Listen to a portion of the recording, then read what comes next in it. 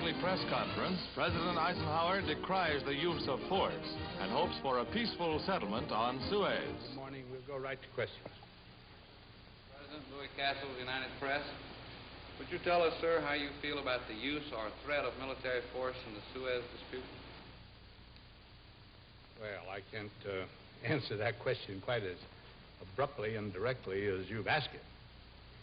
The United States has every hope that this very serious difficulty will be settled by peaceful means. We have stood for the conference method, not only in the solution of this problem, but in all similar ones. I can't conceive of military force being a good solution, certainly under conditions as we know them now, and in view of our hopes that things are going to be settled peacefully. 13,000 Boy Scouts from 19 nations pitch camp in Japan for one of the greatest jamborees in scouting history.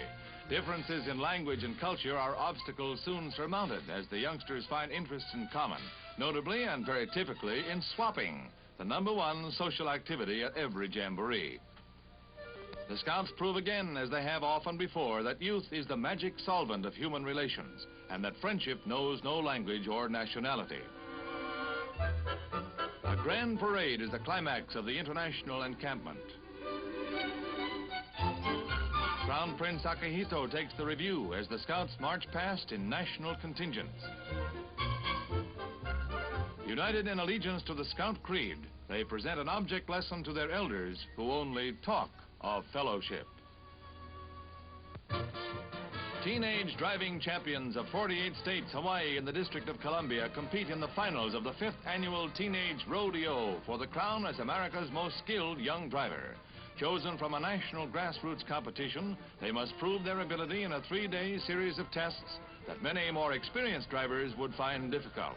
Each of the top 3 finalists will receive a scholarship, but every one of the hundreds of thousands of entrants in the Teenage Rodeo has won an education in safety that may mean the saving of a life. Colombia goes all out in the search for jungle oil. Here, seismographic tests are being made in what is believed to be one of the richest oil areas in the Western Hemisphere. Dynamite is planted so that returning shock waves may locate oil domes.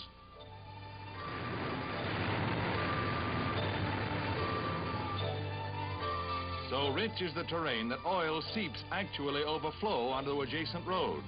72 drilling concessions have been granted by the Colombian government to American oil companies who are spending hundreds of millions of dollars in their development. Helicopters are employed for the hauling of drilling machinery into remote areas as a whole new industry blossoms in the jungle and opens up vast new potential wealth for a South American neighbor.